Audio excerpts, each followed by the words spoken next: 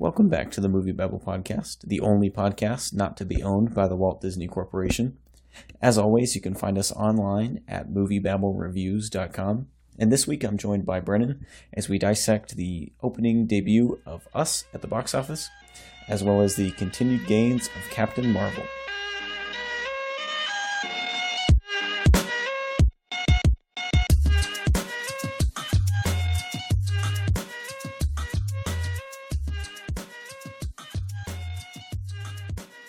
All right, so starting with this week's top five, we've got Us taking the number one spot with a really strong debut with 70.25 million.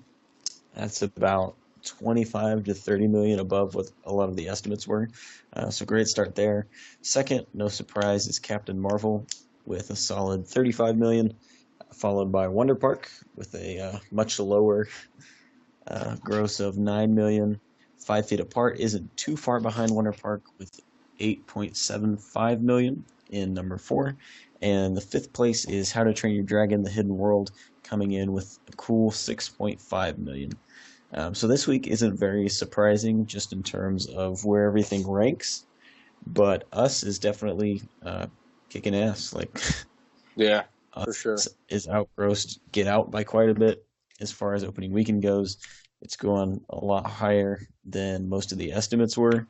I know you and I talked a little bit before. We've both seen it. I really Yep. enjoyed it. What are your thoughts on the movie?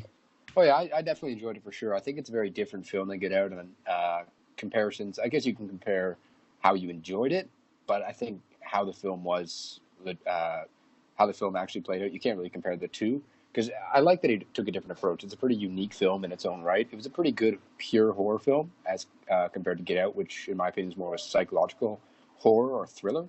But I definitely enjoyed it. It was a good film, and you look at the money it's made this weekend. That's the amount that Get Out made in its first 2 weekends combined in just one weekend. So Us is definitely going to be making a ton of money. Oh yeah, hands down. And I agree. I think Us was much more of a traditional slasher horror kind of movie, and there was a lot more physical horror to it as well. Yeah, I just think it was. I mean, Get Out, I think, is an astounding achievement for Jordan Peele. I think Us just kind of builds on that legacy, and I can't wait to see where it goes next. oh And for sure. I'd imagine this will have pretty strong legs. I think the next kind of big horror movie is The Curse of La Llorona, which are either that or Pet Cemetery is coming up pretty soon.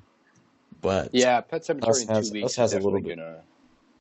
Yeah, Pet Cemetery is definitely going to do some numbers in a couple weeks. I mean, it's going up against Shazam on the April 5th weekend, but I do think Pet Cemetery, especially being a Stephen King adaptation, I think it definitely is going to do pretty well. But Us, yeah, for sure, it has legs. I know next weekend it's going to be hitting a lot of foreign markets.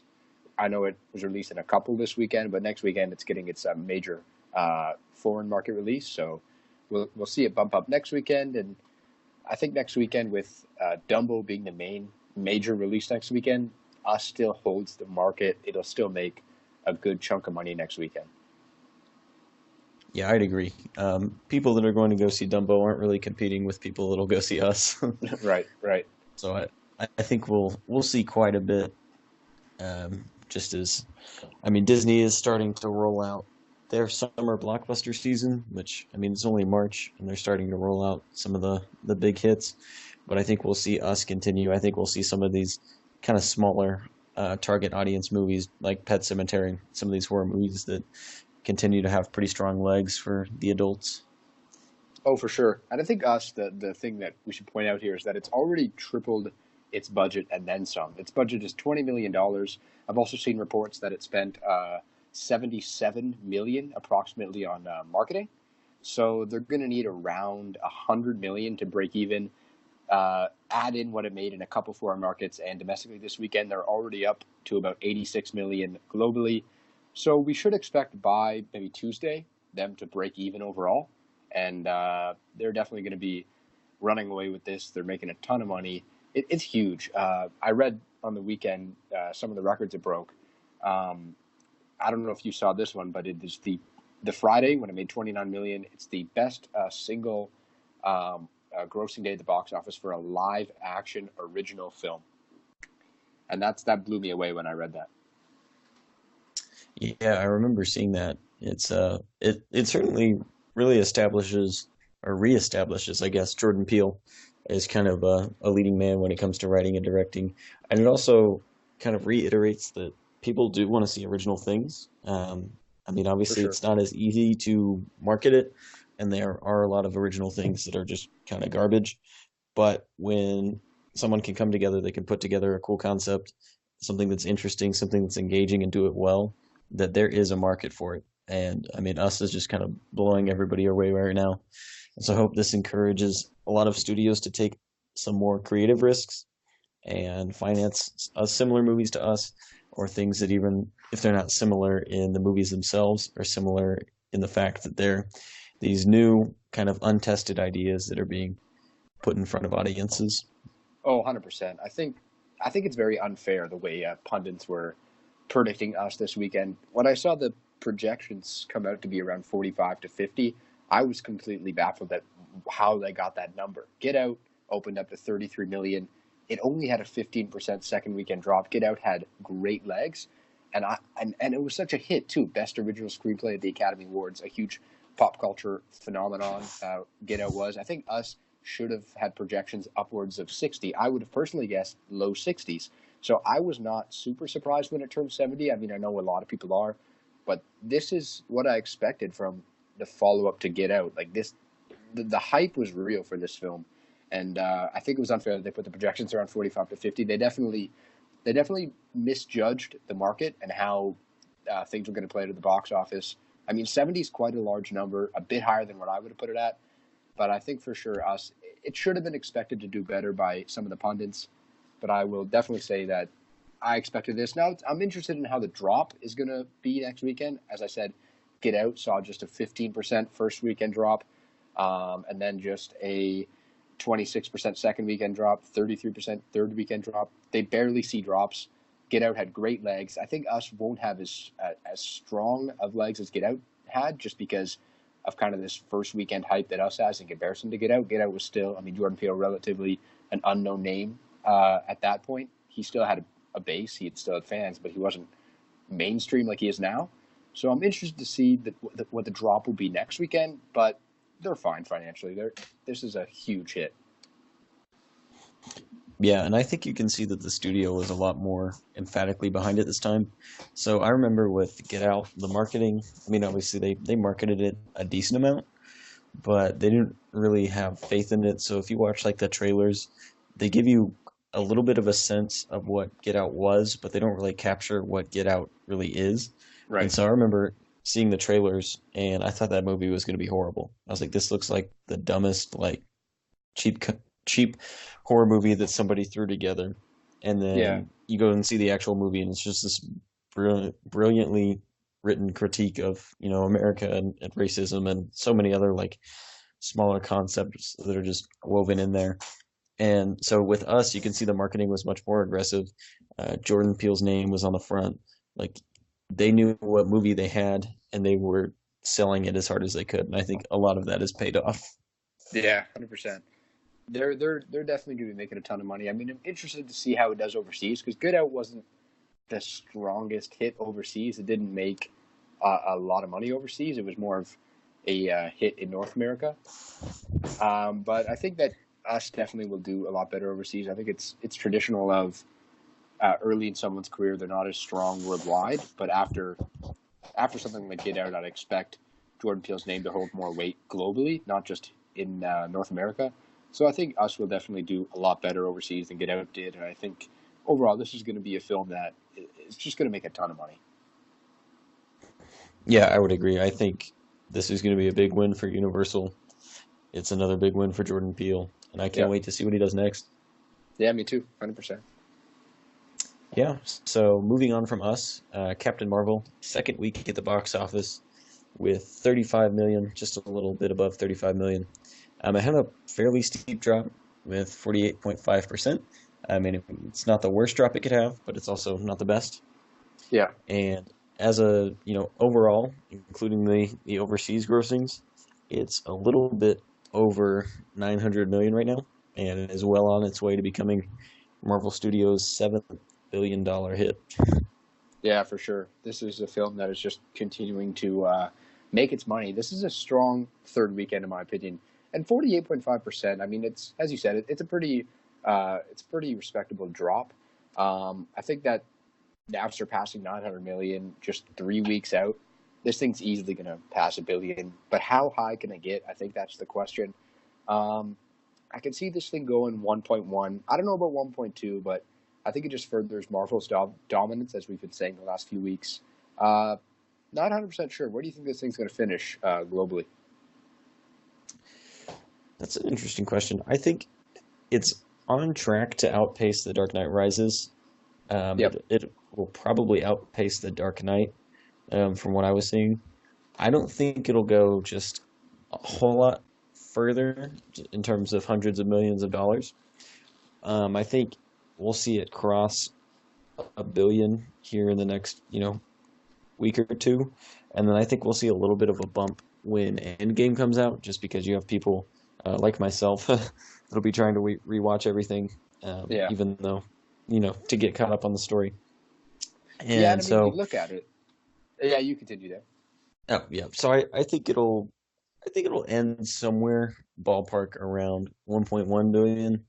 I don't expect it to just go a whole lot further, but I think it'll cross the finish line well enough. Yeah, for sure. And I think that definitely the things are going to get busy at the box office with Dumbo, Pet Cemetery, Shazam, especially Hellboy. Then you keep moving down there. Then you get Endgame. There's still 5 weekends in between now and Endgame. We still have um, a lot of time until Endgame. So I'm curious how big the bump can be. I think that Captain Marvel will definitely stay in a good amount of theaters just because of Endgame coming out. I think that it will continue to make a good amount of money, but I think for sure, I think that's a pretty good assessment that it might be slowing down a little bit. But you also have to consider. I was originally thinking with how this movie was making a lot of money that it could do Black Panther numbers, but then also I thought about Black Panther came out in February. It had a pretty light path ahead of it. It's getting into April now, which is kind of turning into the beginning of summer at the box office these last few years. So it's going to be tough for Captain Marvel to continue to dominate, but it's still going to make a good amount of money. I think it will pass 1.1 billion for sure, but I'm pretty curious to see what the bump will be when Endgame comes out on April 26th.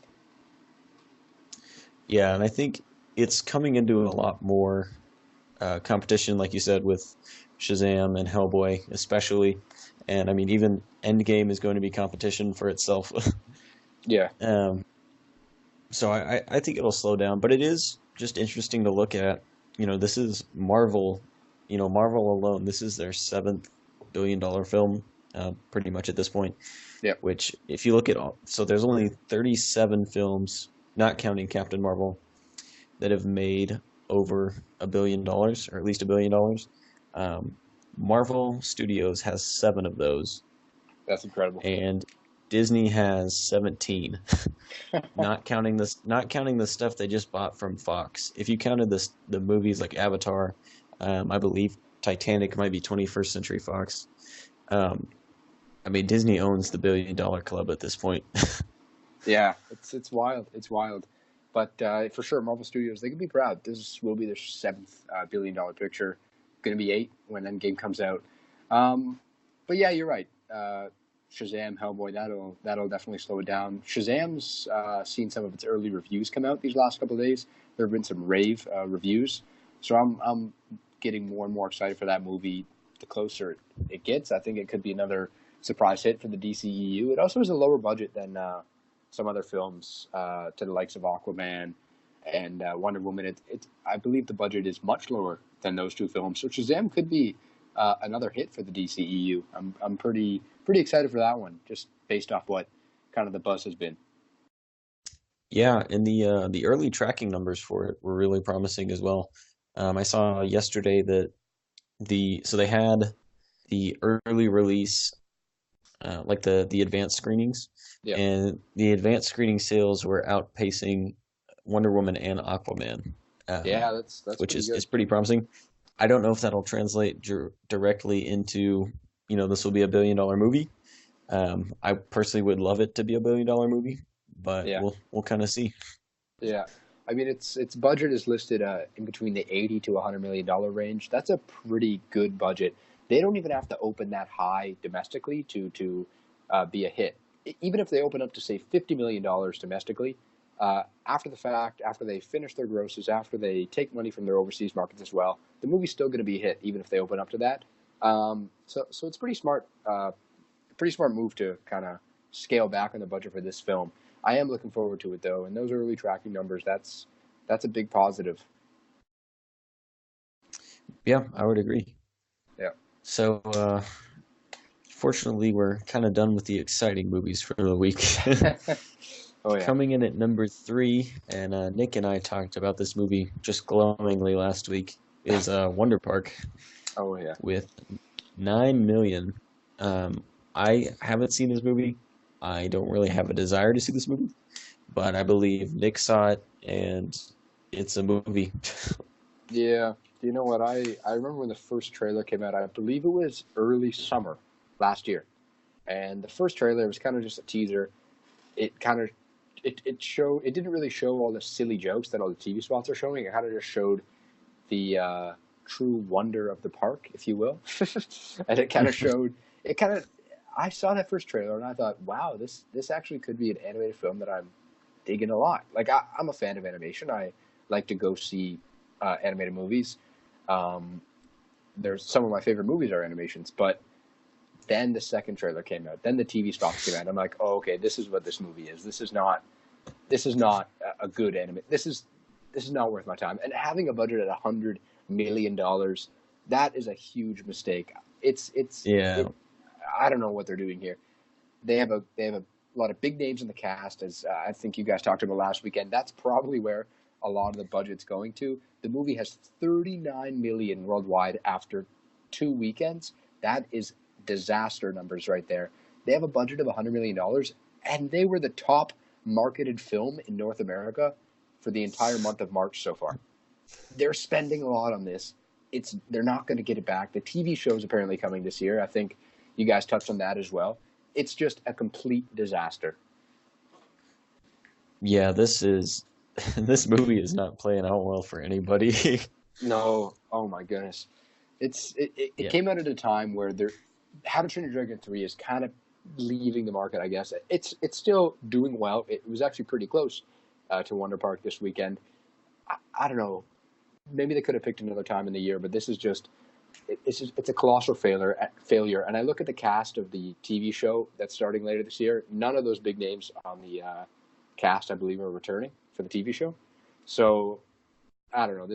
It's just a mistake to have a budget that large for this type of film. It's tough to get original content off the ground, but also when you have TV spots like that aren't trying to reach a broader audience, they're just trying to really go for kids. You're not going to be making a ton of money back, especially in a time where you have movies like Captain Marvel, which Marvel is they make family films at this point. I mean, they make movies for everyone. Um, it was just an awful time to release this film, and they're gonna be losing a lot of money. I'm pretty interested to see how much money they lose by the end. That's all I really have to say about Wonder Park. yeah. There's not a lot to say about this movie. Yeah. Nick and I kind of beat it to death last week, and it's beating itself to death in the box office right now. I So, mean, a 43% drop is not bad, but when you yeah, I mean, didn't, yeah, but when you didn't have a first weekend that was even that high, it's bad. yeah, when you don't really come from anything high up, any drop is a bad drop. Oh yeah. Oh my goodness. All right. Shall we move on? Yeah, well, we'll go to number four. Not much better, but 5 feet apart. Coming in just just shy of Wonder Park's 9 million with 8.75 million this weekend of its own. This is another one of those movies that Nick and I kind of beat to death last week. He talked about how it's pretty much everything you would assume it would be. Two people with an illness. He says it's actually a little bit more restrained than he thought it would be, and Oh, it's not interesting. going straight for a The Fault in Our Stars ripoff. Right. But it's still in that vein. Yeah, but you know what? it's not like Wonder Park where it has $100 million budget. This is a film with a small budget. I believe under $10 million. I'm not 100% sure, but I believe it's around there. This thing's going to be making money just because of that. It has its crowd. It's making money off that crowd. It just had a 34% drop this weekend. It's going to make profit. So good for 5 Feet Apart. It's not going to hang around for a while, but it's made its profit because the budget was so small, and because it has it has an audience that I think you guys touched on as well last weekend. It's not they're pretty underserved for the most part. So there you go. It's not making Fault in Our Stars money. That's a film that really blew up, especially just because of the novel was so huge as well.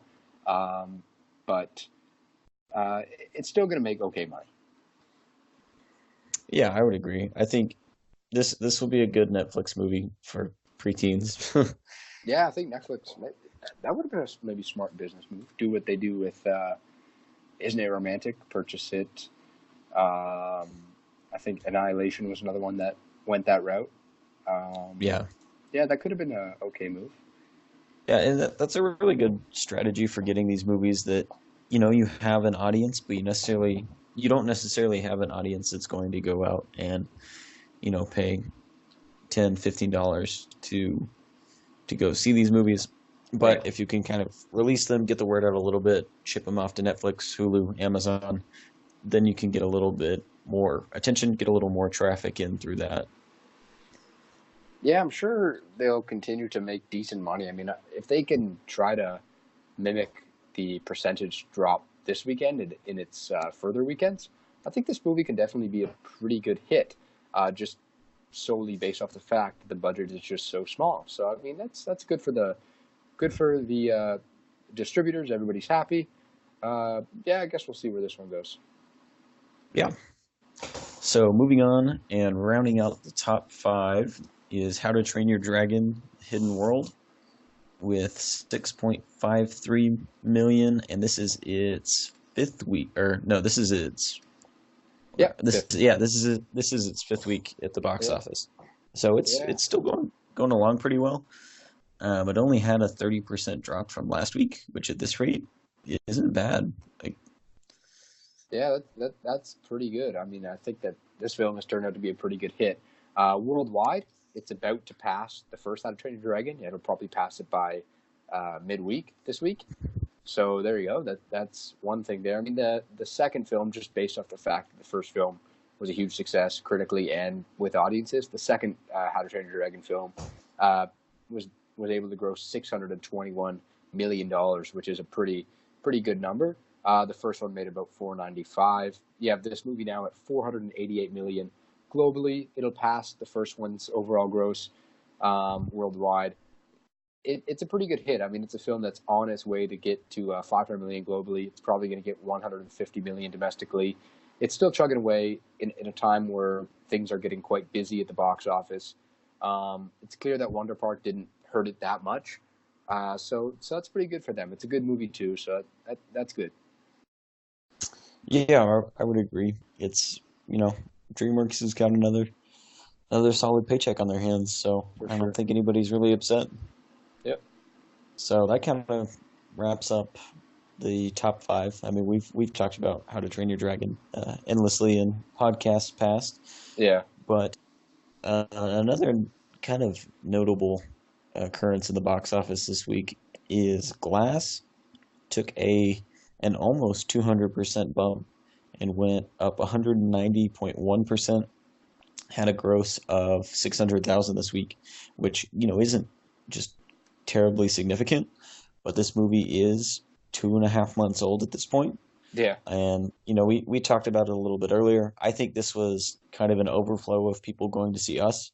As we mentioned, a few minutes ago with Us, a lot of theaters were betting under, guessing, it'd be about, 40 or 50 million at the highest. And so I think a lot of theaters were underprepared for how many people were actually coming to see Us, which leads to overflow. And so I think Glass is kind of the most similar thing to Us right now, in terms of what's out at the box office. It's also a Universal film. I know they have a promotion with some theater chains where if you see Glass, Us, and I forget what the third movie is. You get them all free on digital when they come out, and so I feel like that promotion as well as the overflow from Us kind of pushed people a little bit towards that this weekend. That's a pretty good promotion. I'd be down for that if if that was in any theaters near me. That's a pretty smart way to get people out to the theaters. But yeah, it was pretty interesting to see that bump. I checked the returns at the box office a couple hours ago, and I was shocked to see this movie.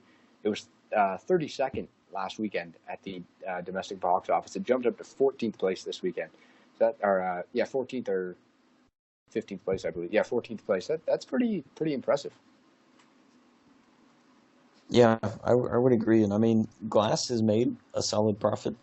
Um, I mean, it's been out for 10 weeks, and M Night Shyamalan's made more than made back the money that he put at stake for it, and so it's nice to see it get a little bump even this late in the game. Yeah, it's pretty good. This is the film that it might finish. It's going to finish around 250 million worldwide. It's another hit.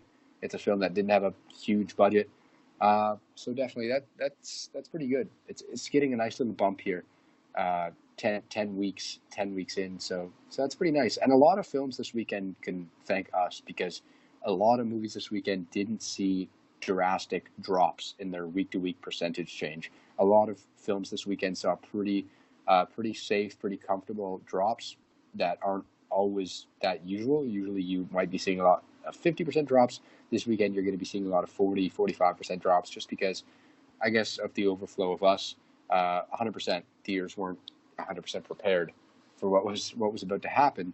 So definitely a lot of films could be thanking us, and I think this is a very positive weekend for the box office as a whole. Yeah, and being kind of off of that, bouncing around a little bit. Uh, in entertainment news, it was a pretty big week. I don't know if you know, but I'm pretty sure that we are the last podcast in existence not to be owned by Disney at this point. Oh yeah. Um, but Disney purchased Fox officially this week. All the details finally came together, and so as of Wednesday, the House of Mouse has owned things like The Simpsons, Avatar. They completely own Star Wars now. They didn't have the distribution rights for, I believe, just the first film, but Okay. it might have been the original trilogy, and so they have those now. They have the Fantastic Four and the X-Men. They own everything at this point. It's incredible. I saw a pretty funny tweet a couple of days ago. It said Disney's going to be opening up banks and hospitals, and we're all going to be like, "How did this happen? How did we get here?" I hope it doesn't get that far, but Disney, the monopoly is growing, and we're going to be seeing that a lot more this year with all the live action remakes, all the MCU movies. It's pretty wild. They're huge now. There are pros, there are cons for sure. You can debate both sides, but I'm pretty excited to see a rebooted X-Men. Hopefully, at some point, I think that is one of the positives. In a couple years, hopefully, I don't want them to rush it. I don't want them to rush it at all. But I think it'd be cool to see them come into the MCU at some point. Yeah, and I mean this was a really aggressive move for Disney. I think a lot of their decision to purchase Fox ties into their upcoming Disney Plus streaming service. I think they're I think they're going for Netflix. Like they want a stake in the game because you look at they've announced last week or 2 weeks ago, Bob Iger, the CEO of Disney, announced that they would have all of the Disney classics on the streaming service. Yeah, I saw that. Every Disney movie, which is really unusual. Disney normally releases their movies in waves and then keeps them in the vault. So like Aladdin, you've only been able to buy like for a 9 month period out of the past 5 years, just for Okay. example. But they're releasing all of that for the streaming service. They now have everything that Fox owns to roll out on the streaming service. As we talked about before, they have 20 of the 37 billion-dollar movies that will now be on the Yeah. streaming service. And so it's a really aggressive entertainment move as I think Disney tries to transition itself into the streaming era completely. Yeah, I mean, you can definitely not deny this is a big win for Disney. I mean, they spent a pretty heavy penny. I mean, I think it was what $70 billion. Am I not mistaken there? Yeah, it was a little over 70 billion. It started off, I believe, around 55 or 56. Comcast tried to get some skin in the game, bid Disney up, just made their competitor pay more money. Yeah, But Disney was pretty aggressive about this. It's been almost a year and a half since they first announced it and started working on it, and so it's a big transition. Um, that it also unfortunately does come with quite a few layoffs right. as the companies are merging, and a lot of supervisors and managers are not wanting to be duplicated within the company. And so I think we'll see a huge change. I think another interesting thing will be seeing what Disney does with a lot of Fox's current projects. So like New Mutants has been shuffled around a lot and has supposedly been shelved just in favor of putting it on a streaming service. I'm interested to see how they handle Dark Phoenix, as that's the last X-Men film, but they've announced they have intentions to reboot the franchise. So, in my mind, I think Disney looks at Dark Phoenix as already a dead movie. They don't really want it. It's not part of their vision. It's just kind of the remnants of what they're picking up. Yeah, yeah. I think what you pointed out there with the Disney Plus streaming service, that's probably one of their greatest gains with this acquisition. I think definitely throwing out a lot of 20th Century Fox's films on the Disney Plus streaming service. That's a huge, huge, huge move, and a huge, huge, huge plus. This is something that people. I think they're going to get a pretty good bump at the beginning with people purchasing the Disney Plus streaming service. But I think Netflix is still a very established distributor. I think that they're very strong. They're very powerful. So Netflix is everywhere, right? Everyone has Netflix. People love to watch Netflix. People use it all the time, every day. So Disney Plus, they needed this. This is huge. I think that they can definitely compete with Netflix. Probably not right away, but pretty soon. I think they can definitely get there. I'm pretty excited for the Disney Plus streaming service now. Uh, we'll see what happens, but I think definitely they are going for Netflix. You're 100% right on that.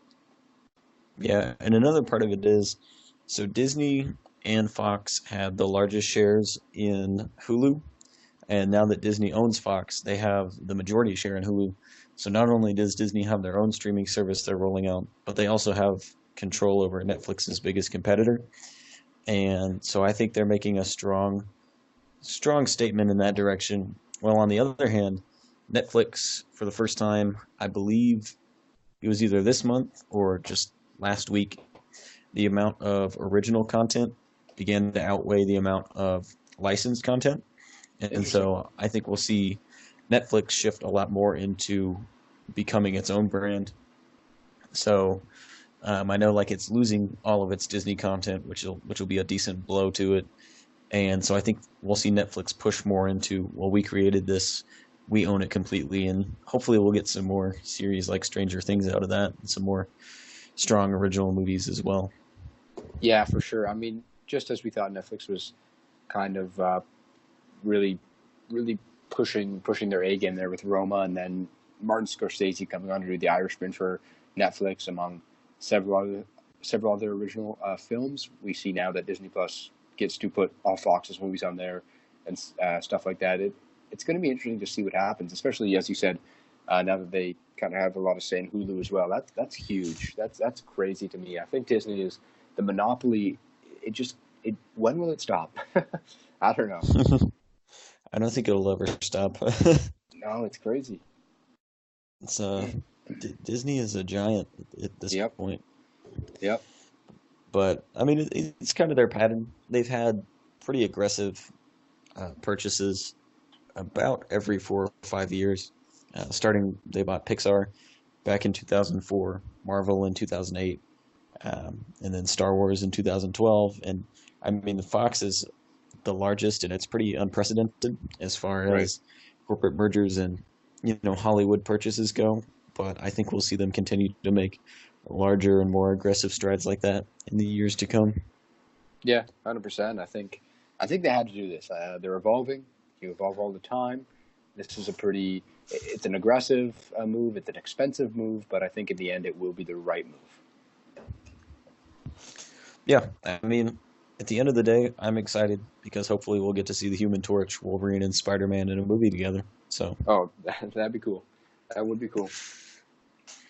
So yeah, that kind of wraps most of it up for this week. Next Yep. week we've got Dumbo will be the big release. I'd imagine that Us will still be pretty aggressive, still moving along pretty well. And then Yeah, I'll be really, interested to see who takes top spot there because I'm excited for Dumbo personally. I think that the trailers have been cool. I think Tim Burton can add his own flair to a live action remake. So I think that it'll be interesting to see who comes out on top next weekend. yeah, and I think, really Dumbo kind of marks the summer box office because, Disney has been kind of pushing the summer box office back with their Marvel releases for the past few years. But now we've got, Shazam looks to be a pretty big success. At this point, Hellboy, I would love for it to be a success. I don't know if it will be, but hopefully it will be. Yeah. And, Endgame is just going to destroy everything in its wake. So, Yep. Yeah, for sure. But yeah, I'm pretty pumped to see what happens next weekend. thanks for listening to this episode of the MovieBabble podcast. Again, you can check us out online at MovieBabbleReviews.com and check back next week as we break down the debut of Dumbo.